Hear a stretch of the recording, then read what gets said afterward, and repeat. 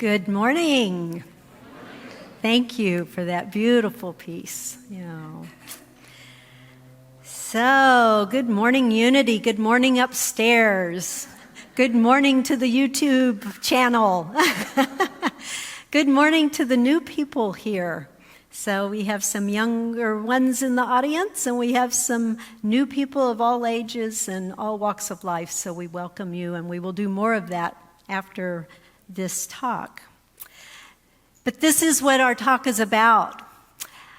Each of us has the possibility to be enriched by other faith traditions. Our unity symbol out on the street in front of the center is testimony to this potentiality. It's not only an inspiration to us, but it's hopefully a hopeful message and inspiration for the over 100,000 people moving up and down that street each day or each workday. And at the heart of Unity's teachings is union with God and love in action. This is the teaching of oneness at the core of the world's major religions, and this is what our message of those symbols on our sign and on our logo is all about. Standing on the shoulders of past and contemporary wisdom teachers across the faith traditions, we have the opportunity to be supported in practical ways of how to walk our inner spiritual talk as we deepen our connection with God and as we deepen in our practice of loving service in the world.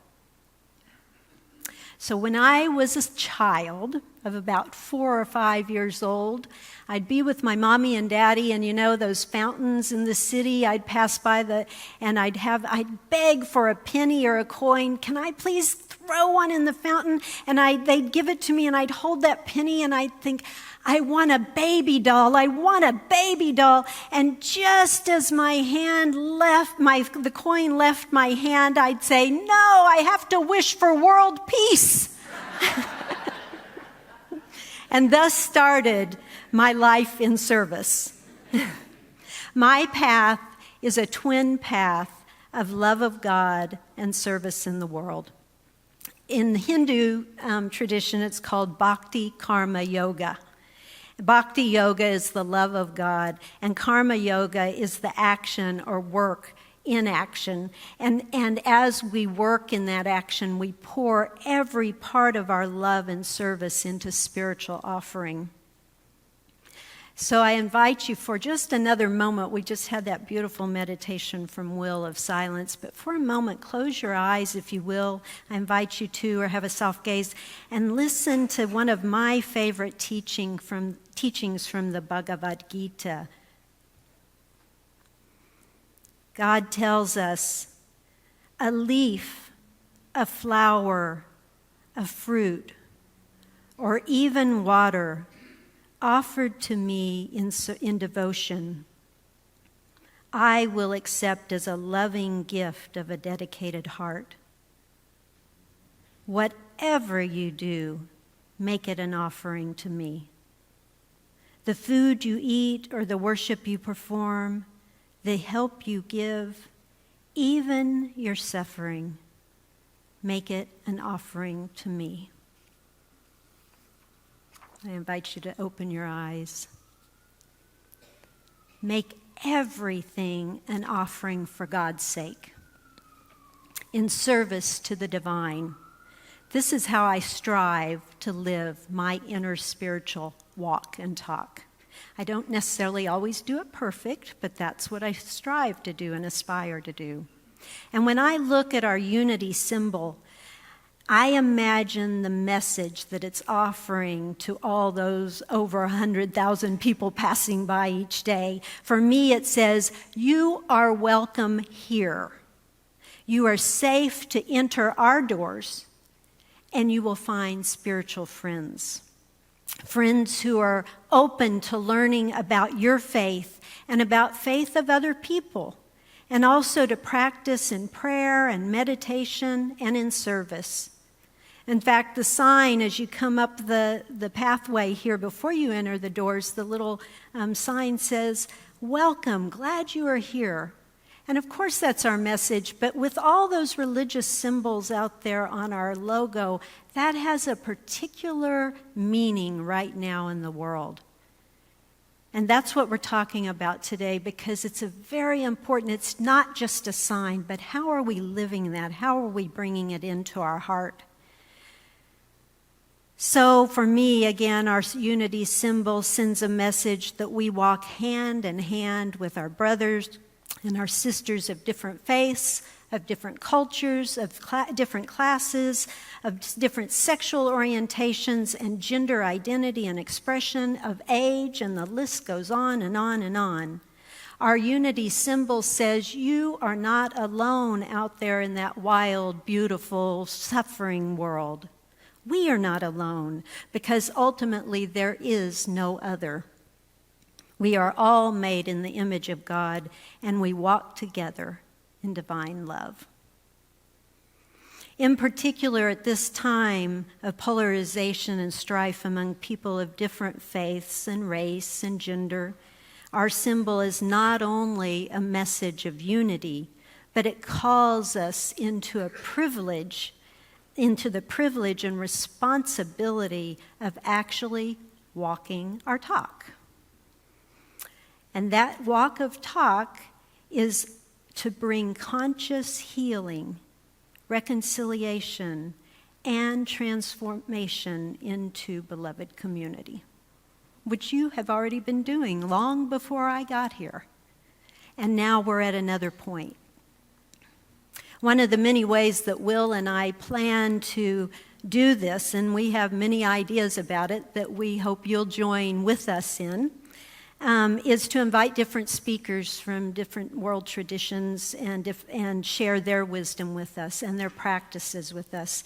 And so we're going to have a dear friend, Sufi leader and interfaith pioneer, Jamal Rahman, come next month. Actually, this month, it's September 1st. So September 22nd, he'll be here with us. He's from Bangladesh and Seattle. And I think, how many of you know Jamal from the Interfaith Amigos? No? Hey, good opportunity to come and learn. So what is InterSpirituality?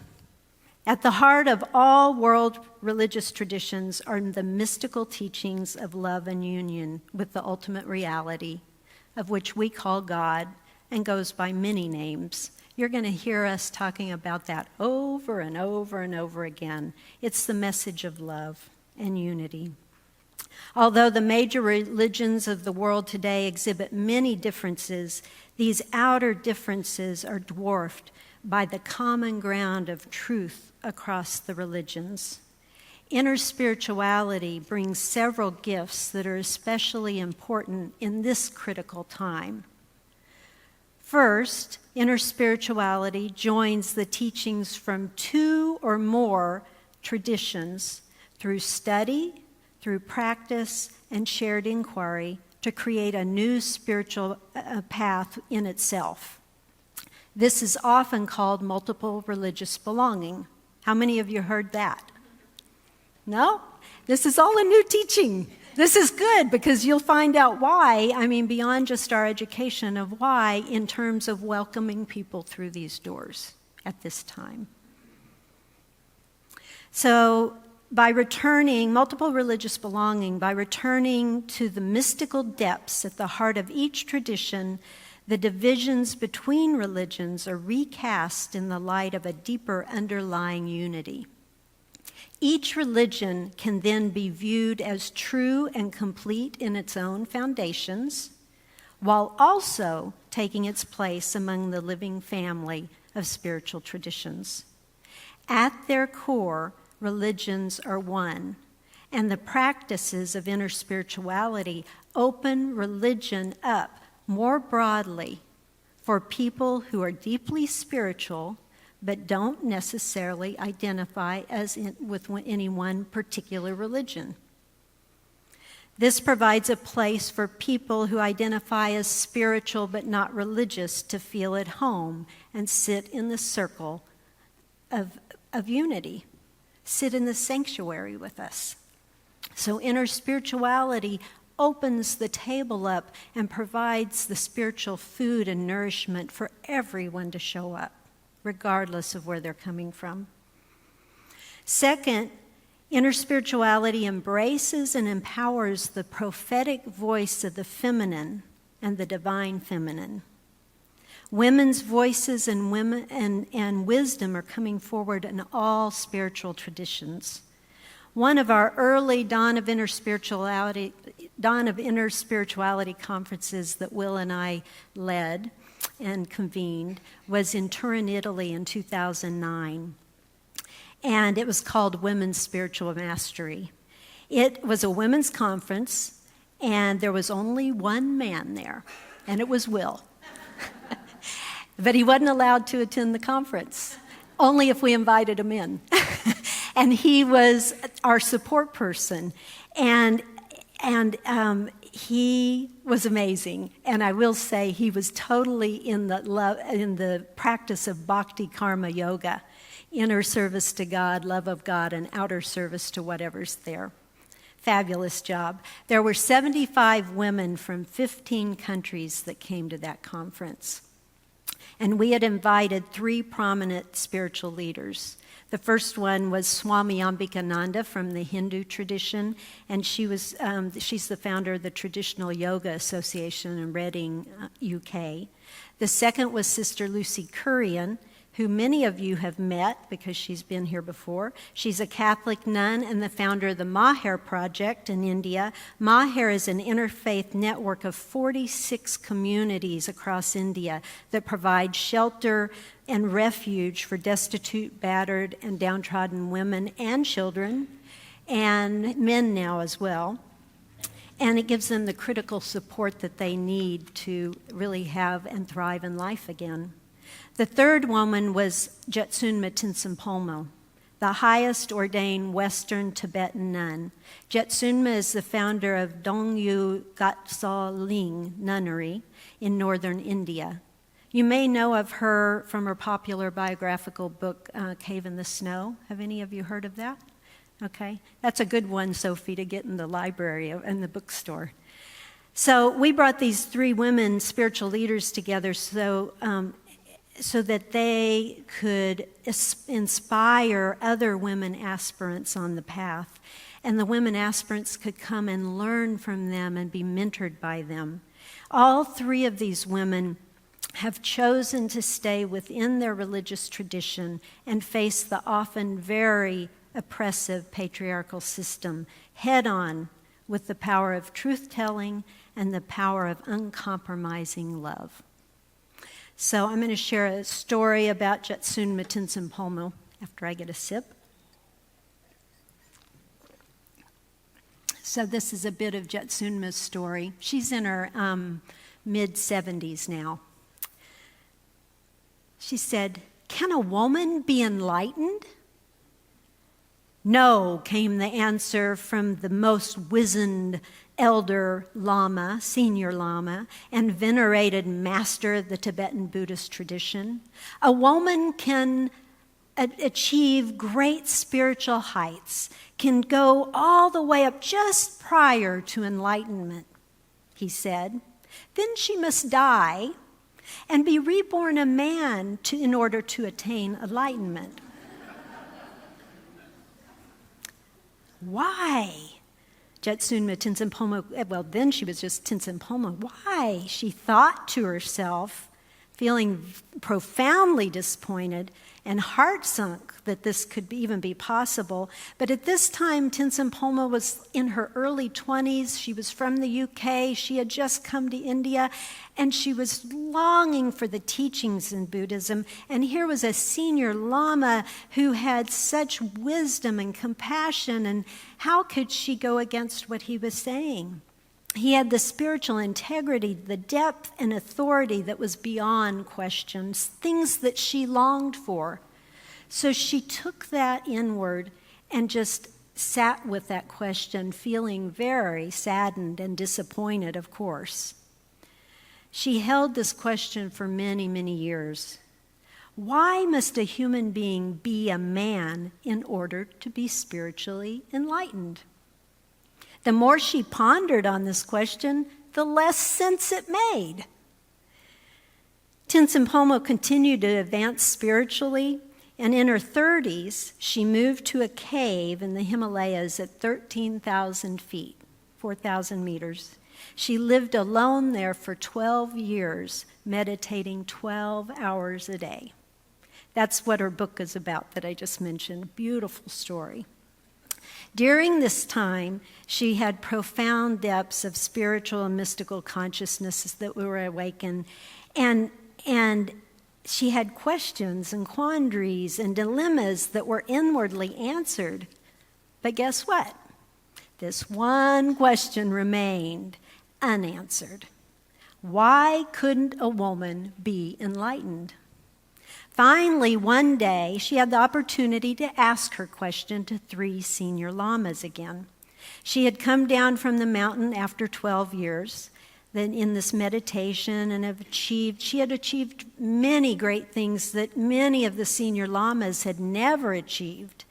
In this solo intensive retreat, for the length of time that she was there, many of the lamas thought this was totally impossible for a woman to do, to be in retreat that long. So you can imagine how when she came down, how she had earned their deep respect. And she was in a different place than when she asked the question earlier. So she had been invited to this high-level meeting with very high-level lamas, and she was the only woman present. Then she asked her question again. Can a woman be enlightened? No, came the answer. So then she asked, please go and meditate on that question, and in all seriousness to ponder this question. What exactly is so spiritually special about a penis that it's impossible to become enlightened without one? To the credit of the lamas, they went away and meditated for 3 days, and when they returned, they said, we do not know. We could not discover the answer. She said, yes, that's right, because it isn't true. And then she declared to the senior lamas that she was making a firm commitment to continue to incarnate in female form until she became fully enlightened in a woman's body. This is the story of Jetsunma Tenzin Palmo. She now runs the nunnery in northern India, and she trains Tibetan nuns in the esoteric Buddhist practices that have been denied women for over 1,000 years. The nunnery has received a blessing from His Holiness the Dalai Lama, and by the way, His Holiness has told Tenzin Palmo, indeed, women can reach enlightenment.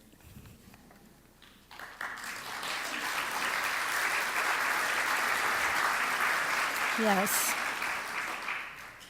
The third aspect of InterSpirituality for me is the foundation of love. In Christian terms, this would be agape love of the beloved, of God, ultimate reality, whatever name you choose. We see this love throughout many traditions. In Judeo-Christian tradition, for example, the first commandment is to love God with all your heart, your soul, your mind, all the strength in your body and your being. We find the same teaching in the Bhagavad Gita as the supreme secret revealed, to give all your love to the divine, and that we so beloved by God.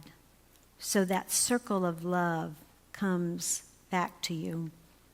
It is the same as in Islam and Sufism. The entirety of Sufism can be summed up in the verse of the Quran. God loves them and they love God. Love is the foundation of the InterSpiritual path, and of course, it is the core of the unity tradition. We are born from love, we die back into love. Within many faith traditions, God the Beloved loves us, and in our practices of remembrance and service, our love goes back to God. So this circle of reciprocal love is going on all the time throughout every part of creation. We just saw The Lion King, so this is the circle of life. So there are challenges on the InterSpiritual path, and it's not without its dangers. Many teachers warn about, and maybe you've heard this, warn about skipping around too much with different spiritual traditions and practices. And the challenge of that, the danger of that, is because if you skip here and there, you dig shallow wells. I'm sure many of you have heard of this. And by digging shallow wells, you miss out of the opportunity of digging a deep well and tapping the living waters. So going deep in your practice. In our North American and Western culture, we often do dip into different traditions, and we gain some benefit and we move on. But this is haphazard and dangerous in the spiritual sense and leads really to nowhere. So it's important that we choose a true path and persevere in a disciplined manner. Your path need not be rooted in one tradition, but you do need consistency, focus, deep commitment to key practices, and clear boundaries. This gives you the sound vessel to sail the spiritual seas, if you will, so that you can deeply move into the reservoir of the heart and into love. For this reason, on the InterSpiritual path, it's important to draw upon only a few traditions or core practices which resonate deeply with you, and then commit and stick to those practices. This helps maintain the discipline and focus, healthy boundaries, and creates a necessary container or chrysalis for authentic spiritual transformation. For example, in my case, I actually need contemplative silence and prayer, and without this, I wouldn't be able to do my service in the world. I'd have little to give because I need to go into the retreat. When Will did the silent meditation, I could just feel that refuge in the silence, and maybe many of you can. And some people actually engage in that silence for 5, 10, 15 years in silent retreat. They leave the world totally. That isn't my path. My path is to go in daily, to dip in, to meditate, to have the core practices throughout the day, and they come out and serve in the world. Serve in all the ways that I do, including serve my children, serve my family, serve my granddaughter now. And so that's my calling in the world. It varies for everyone. I resonate with Evelyn Underhill, who was a Christian mystic, and she wrote the book Mysticism over 100 years ago. She said, "The highest summit of the mystical life is the inner and outer service, the prayer life, and the active service in the world. To go up alone into the mountain and come back as an ambassador to the world, this has ever been the method of humanity's best." I believe that more and more of us are called into this practice now and this way of being in the world and loving kindness, and to bring out more loving kindness, bring out more spiritual wisdom. And this is what Evelyn Underhill describes, and this is what Jetsun Tenzin Palmo was doing. It's about speaking truth with what's coming, what's happening, what you see with heartfelt compassion, healing intention, intention for reconciling, and evolving into greater and greater depths of spiritual transformation. Another key element within my chrysalis, if you will, of InterSpirituality are my mentors from different faith traditions who are essential for walking my path. And I couldn't walk the path without them. They create the container or the vessel for me to go deeply, like Jetsun Matinsampolmo, Father Thomas Keating, Swami Ambikananda, Sister Lucy Kurian. They span that wide range across the traditions, and they help keep me centered on the path so that I'm not just kind of a free spirit floating all around, you know. A final characteristic of inner spirituality is well described by Beverly Lanzetta, who's a prominent leader in women's spirituality. In her book, Emerging Heart, she writes that humanity is in the birth pangs of a global spiritual experiment that is challenging us to forge new wisdom traditions. So here's an example of this that's very close to home. In 2015, Angus Reid poll found that nearly 40% of Canadians identified as spiritual but not religious. This is driven largely by the millennials, but not solely. And these are the people who are looking inward for answers, seeking to follow their own hearts. They are suspicious of any religion that is exclusive in any way. They believe strongly in the rights of others, and they yearn for spiritual wisdom that honors the beliefs and practices of all people and respects their individual inner journey. These are the very foundations of what our community here at Unity aspires to and does. And indeed, the spiritual but not religious movement does and will increasingly find a welcoming home right here.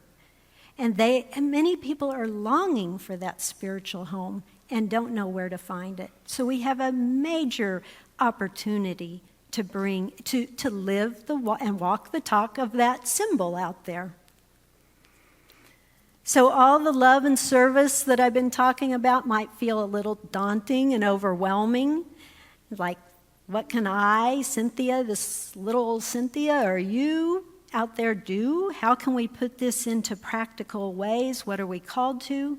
So I'd like to share a little story, a beautiful story. It comes, you may have heard it before, and it comes from various traditions in different ways.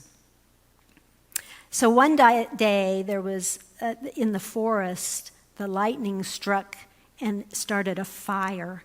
And the fire started raging and blazing, and all the animals, of course, had to get out of their home and run, so they didn't get burned by the fire. And they ran, and they found a body of water that they got to the other side of, and they could stand there and be safe. But at the same time, they were watching their home burn to the ground, and they were in such despair. But then they noticed, one animal, an elephant indeed, noticed this little bitty hummingbird flying down into the water, the lake water, getting a few drops back over the raging fire and dropping that little drop down. And then it'd do it again. It'd swoop down and it'd get the water, and then it'd flap its little wings and go. And it did this over and over and over again. And the animals were thinking, what is going on here? This is ridiculous. And the little bird just kept going. And then they started saying, little bird, what are you doing? This is not going anywhere. You can't do that. You're going to get burned. Your little wings are going to get burned. And by the time you drop that water down, it evaporates before it even hits the flames. And the little bird just kind of kept doing its thing, swooping down, getting the water, dropping it over, and going back and forth. And the animals said, this is stupid, little bird.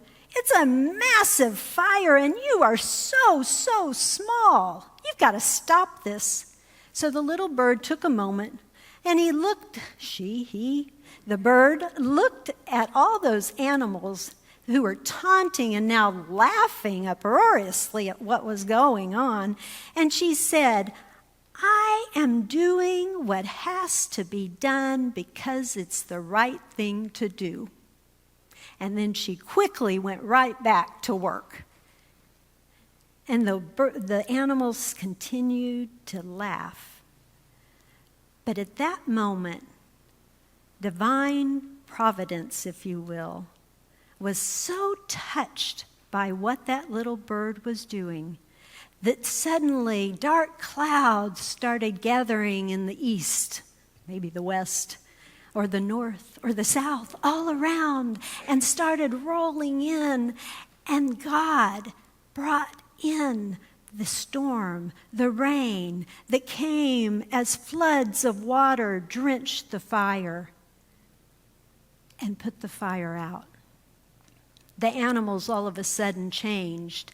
They were in disbelief. They could not believe what just happened. But then they started dancing and frolicking around in the rain, just so pleased that this little bird had saved their home. So the point of the story is this little bird's purity of heart and sincerity is what saved that forest. And it was the little bird's prayer, if you will, because it was the right thing to do. And God heard that and came in with the grace of God and the majesty of God to change and transform what was happening. We have that potential here in walking our inner spiritual talk and walking the path of divine love and service in the world.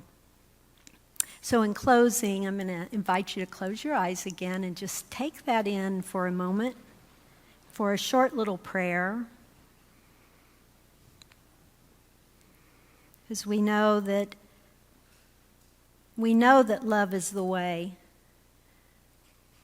We know that we're connected to God and God's Spirit and the Spirit. And we know all of this in our heart, and we practice this on a daily basis. And yet sometimes we can feel too small, but as Mother Teresa said, not all of us can do great things, but we can all do small things with great love. And this is what the little bird did. And look at the impact it had. We should never underestimate the true power and impact of those acts of loving service from each one of us. So in closing, I just ask the divine, I ask God to help us and support us to continue to do those acts of loving service, great or small, that help to transform our world and bring harmony and love across the divisions of the world. May it be so. Amen.